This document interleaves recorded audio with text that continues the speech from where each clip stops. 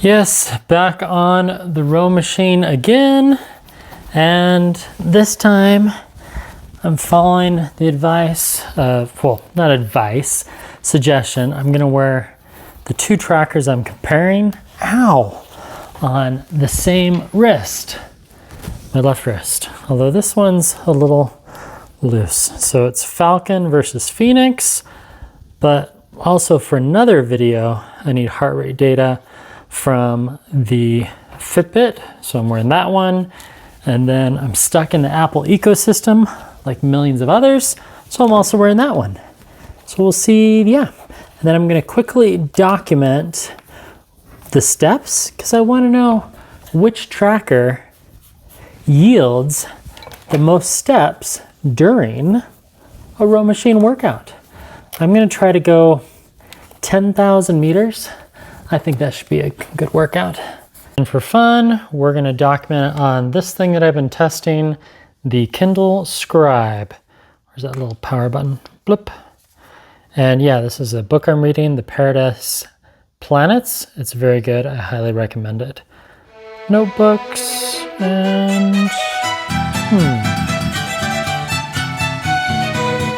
another thing that I love to measure, heart rate. So we're gonna compare polar.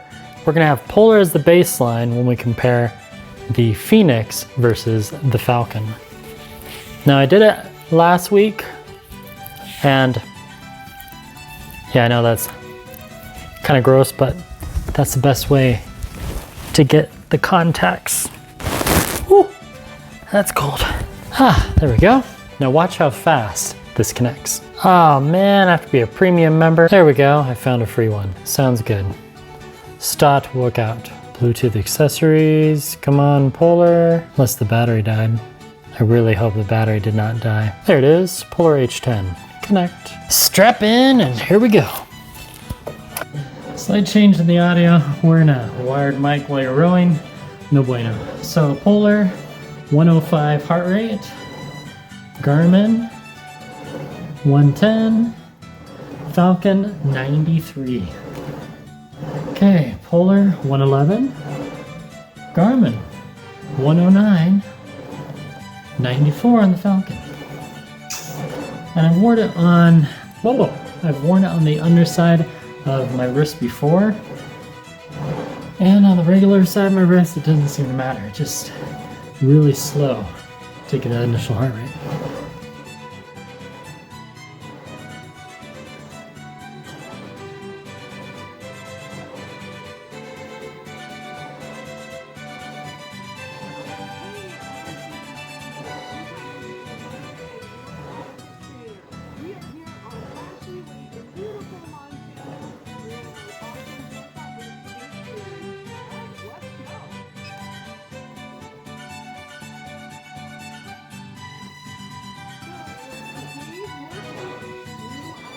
Favorite part, the end.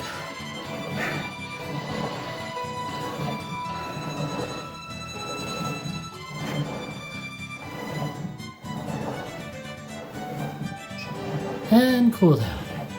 Yay, I didn't die. So the heart rates were all over the place. 145 on the chest, that's that one. And 144 Garmin. 143 Falcon. It's not too bad. Was it a good workout? Yes. Yes, it was. Now I didn't fall off the boat. That's good. I didn't get wet. I just got a little sweaty. And yeah, we'll check the stats in just a minute. And that's a wrap. So we click stop. I did 1,000 yards cool down. I did almost 10,000 during the workout. Ah, it's not counting it. Looks like it doesn't count the cooldown yet. Finish, and now I'll synchronize to my iFit account. iFit, yes, I know.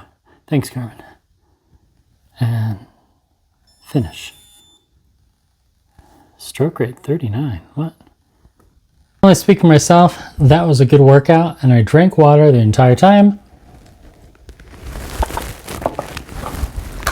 Let's take a look at the stats, shall we? Garmin Fenix 7X Sapphire Solar in carbon gray. Had that question asked before.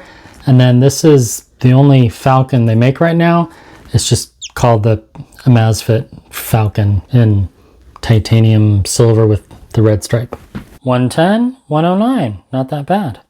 So we'll click stop and we can do finish, assistant, all that stuff. We'll just do finish. Zep Coach, today's plan completed. Great job. Oh, thanks, Zep. You have completed the workout. Supplement water and nutrition in time. 30 minutes after workout is a golden period. The muscles are especially activated to absorb more nutrition and become stronger.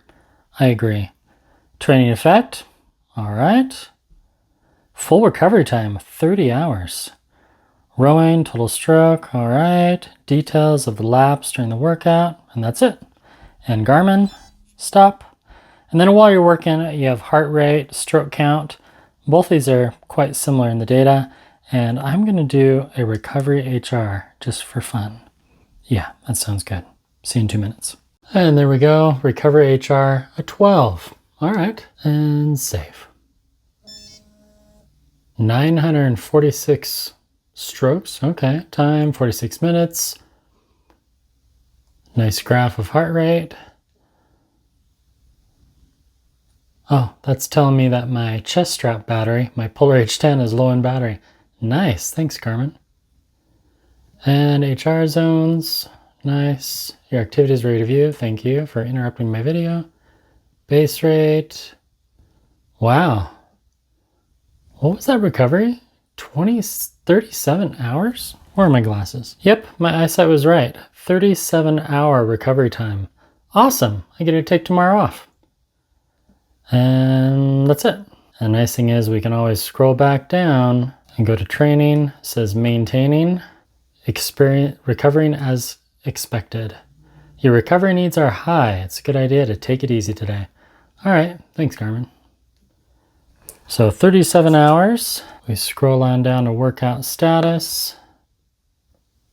Recovery time, 30 hours. Which one is right? We gotta check all the watches for step count. This will be fun. Apple, not that many. Not that many at all, like a couple hundred. Fitbit, wowza, a ton. Amazfit, 4,480. And Garmin, not that many. Garmin is usually quite conservative when it comes to steps, but I find it to be accurate.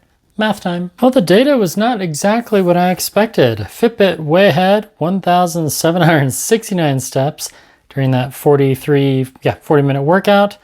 And in last place was the big Garmin, followed by Falcon. Actually, in last place, sorry, the Apple Watch, only 167 steps. Yikes. And it was like this on my right, and like this on my left. Actually, this would, yeah, anyway, you get the point. All right, that was fun. Hope you enjoyed that part of the video. I'm gonna go hit the shower and drink some more water and pontificate on what else I should share with you about Fenix versus Falcon. This is day 22 of wearing these watches simultaneously. I took some breaks and did some other testing, but yeah, see you in a bit.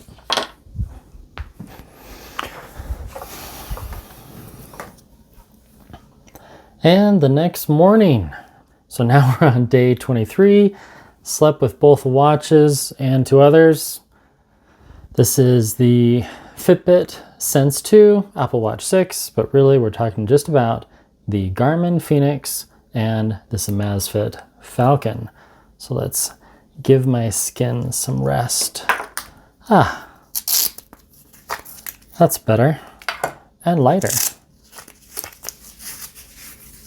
Oh, just so you know, these Velcro straps are really loud in the middle of the night.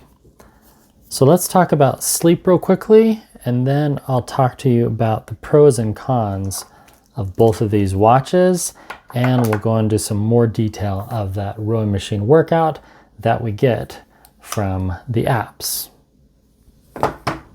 Yeah. One positive about both of these watches is as soon as you wake up in the morning, it shows you your sleep.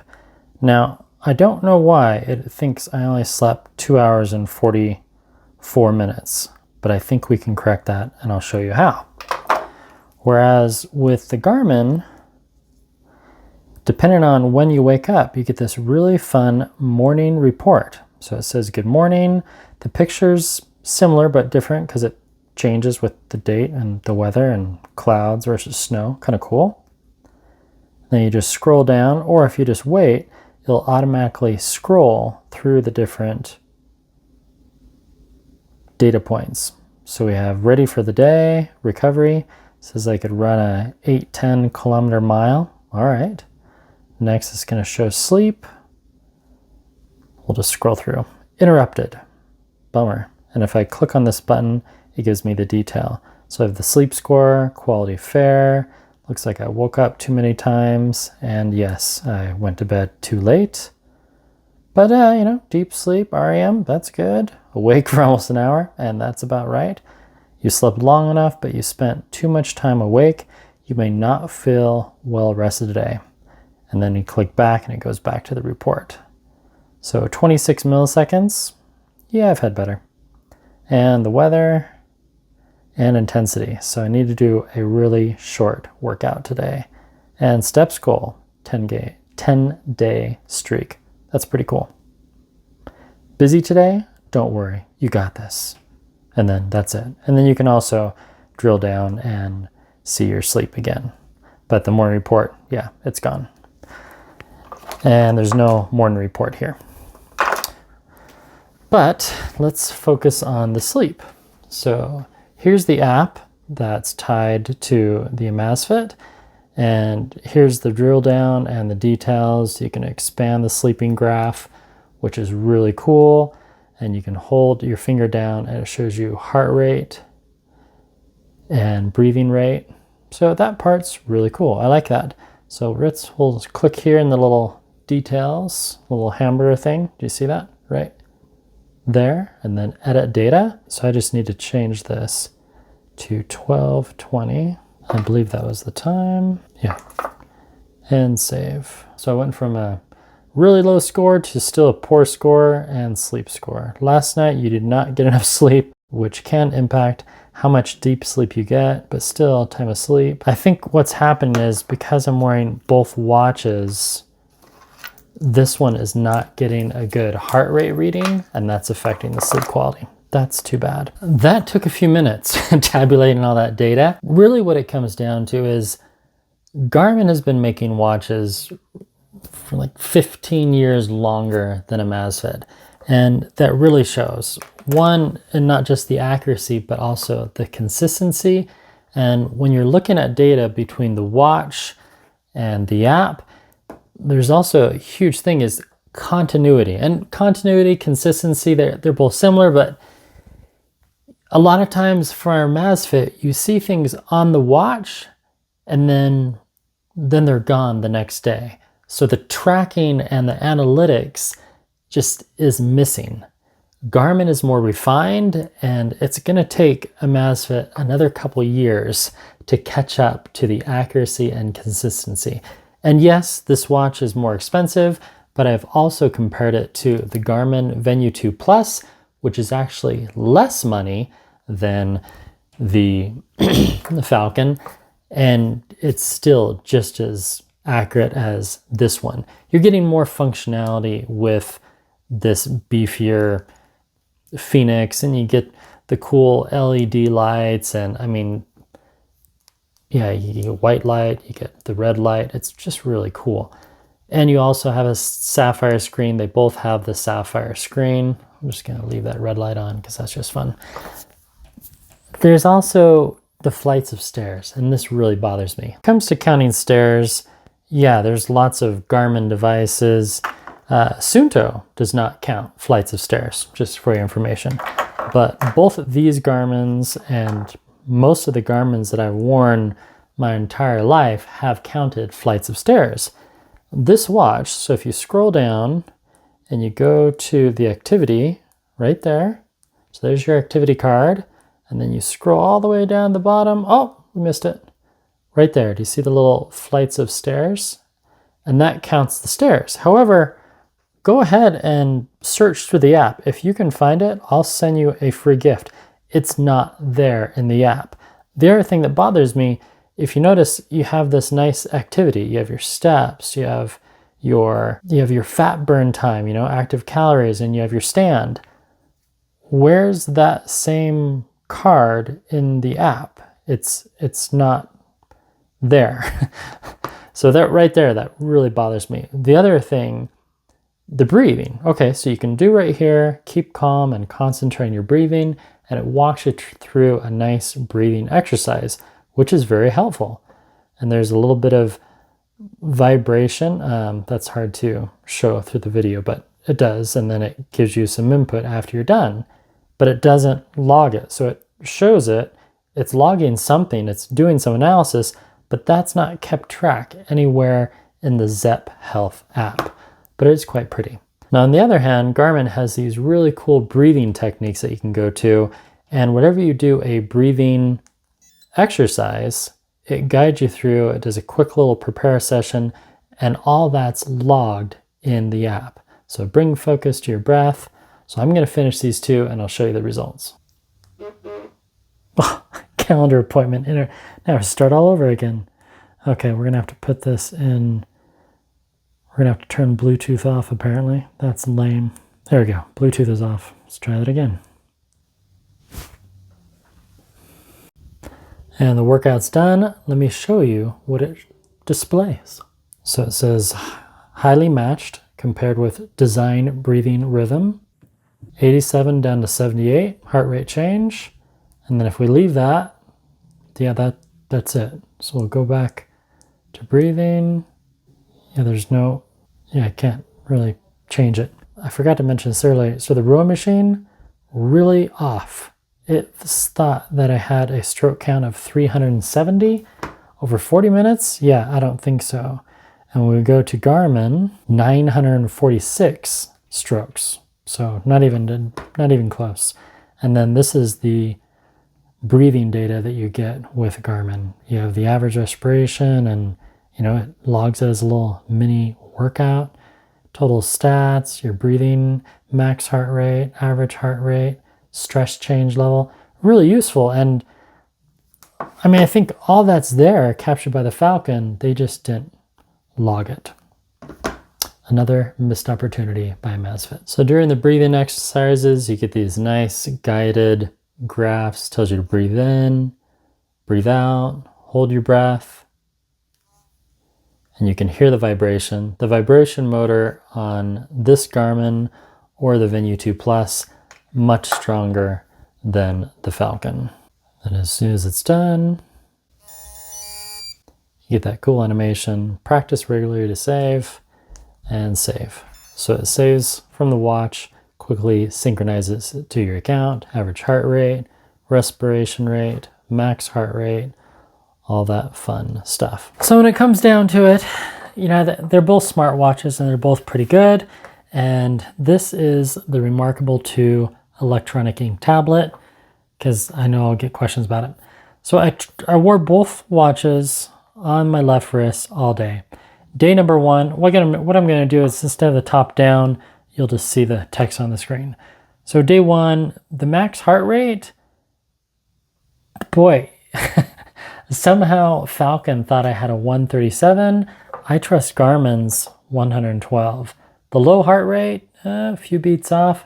Average heart rate, again, Falcon was high. Resting heart rate, Falcon was high. Sleep score, give or take 20 points. Calories, not too bad. Stress level, about the same. SpO2, relatively the same. Steps, Falcon was 1,000 short, and they were on the same wrist all day, so that doesn't make any sense whatsoever.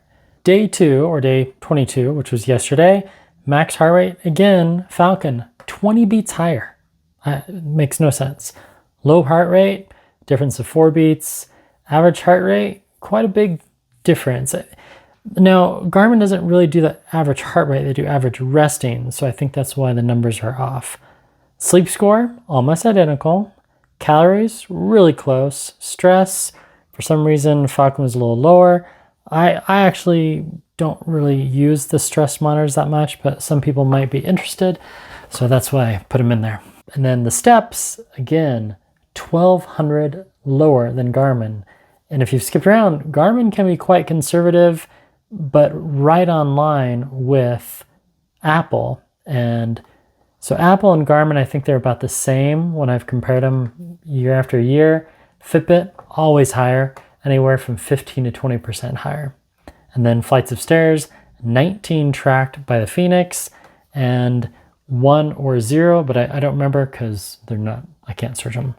And the last day, which is today, heart rate. This time, Fenix has a higher heart rate for one reason or another for my max so far today. And the low, about the same. Resting heart rate, again, really high. And when I check the resting heart rate on my Oura rings and my Apple Watch, it corresponds to that of Garmin. Stress level, SpO2, about the same. And steps, earlier today it was 100 below. Right now I'm at 2,514, and this is 2,232. So it's already 300 off. So both watches were worn on my left up until 9:25 this morning, and then I switched them back because it's just really not comfortable, and it affects, it just looks weird. And I'm already wearing enough gadgets. So overall, what I came up with, the why. You know, why do you wear a smartwatch? Well, one, just you might not care about the accuracy issues. You might not care that it doesn't count flights of stairs, or the breathing thing is all kind of weird, but it looks good. And the watch faces, you know, these animated watch faces with the astronaut floating, that's just cool. Garmin doesn't really have that, so the watch faces are not as fun. Style points. I would say the Fenix is around a 7 to an 8. I mean, it's just a military looking watch. This one, for one reason or another, I just feel it has a little better design. I would like the bezel to be smaller, but yeah. I like that they went with the sapphire glass screen, makes it more durable. Accuracy. I feel that the Garmin is around 85% when it comes to accuracy. It's sometimes 90%. It's very accurate. The Falcon, a D grade, 60 to 70% accurate. Just overall accuracy, sleep, everything. Sometimes 80, but most of the time a C, C+, B-. Continuity watched app, I would give Fenix a 9.5. There's one thing they miss on, and the Fenix, when you're working out and you're doing a hike or a run or whatever, you can see the steps during your workout. So if you wanted to run until you got to 5,000 steps, you could do that and it would tell you. But then when you synchronize it and you open up Garmin Connect, it's not in there. The steps disappear, and that's kind of bothered me for quite some time. GPS accuracy, I would say that Garmin is a 9.5, Falcon an 8. Sleep, 7.5. Garmin really depends upon that sleep window, and Falcon, the last couple of days when I've really been paying attention, it's really off and I keep having to correct it. Yeah, I don't know what's going on. But again, I think that could have been caused by it wearing right there, and then when I had it both on the same wrist there, because I didn't want to crank it down completely tight, I think it was sliding during the night and then elevating the watch, and that was throwing off heart rate. But normally I went back several days when I was wearing both of them, one on each wrist, and I still saw some discrepancies. And then the way they track naps is a little crude. Heart rate sensor, Fenix 9, Falcon 7. And for obvious reasons, if you go back and watch the beginning of the video, when you're working out, the heart rate's all over the place. Ecosystem, Garmin's been around longer, 9. The ecosystem of the Falcon and Amazfit watches, I'd give it a 6, 6.5 for now. Social aspect, Garmin's great. App usability, I rated Garmin as an 8, Zepp a 6. It's just kind of hard to find things. And it goes back to that continuity from the watch to the app. Battery life, Fenix and other brands of Garmin, 9.7. About the only way they could improve battery life is make it to where your body heat charges the watch, or they could put in one of those half moon things so when you're walking and your wrist is moving, it actually charges the watch. Warranty and support, I've only had to return one device, and that was the Amazfit T-Rex 2. I just really disliked the accuracy of it, and I just felt it was not fully cooked. And I didn't like the way it looked on my wrist, and I was just unhappy with it, so I sent it back to him. I had one support issue. I contacted them, they were good, so I'm giving them 8.4. I've had really good customer experiences with Garmin, so rated them a 9. Fun factors, the Falcon is fun to wear, especially when you have all the nice watch faces, but the animations, the goal animations you get are so short and quick. I gave it an 8. And for Garmin, at least this Fenix, I actually feel that the Venue 2 Plus and several of the Vivo Active series are more fun with the animations to wear and some of the watch faces. This one they could make a little more exciting, and I've talked to some Garmin reps and they are working on that. And Amazfit, who knows? Who knows what they'll come up with next year in 2023. Overall, would I recommend the Falcon? Yes and no. It just depends how much you really care about accuracy. It's good. It's better than some of the less expensive watches, but for $500, I think they should have refined it a little bit more. And maybe they'll come out with some more updates in future months, and that'll make a difference, but you can only fix bad hardware so much. And I think the sensors they use for heart rate are just not good enough. Whereas the ones on Garmin, especially this Fenix model, the 7X, and other Fenixes where you can get the same price, you can buy a Garmin Fenix for $500. You don't have to get the 7X, and you're still going to get better accuracy and better consistency, continuity. Again, Garmin has been refining their watches for decades, whereas what we're going on year 3 or 4 for Amazfit. Well, thank you so much for watching. Hopefully this helps you choose your next watch, and let me know if you have any questions. And pithy comments, type those down below. If you'd like me to make another video about another sport using both these watches or just one, yeah, I love to read those suggestions. And happy holidays if you're watching this during December. And yes, let the credits roll for the Paramount Kid. I'll see you again sometime in the next week or so here on The Man with Two Watches. Goodbye.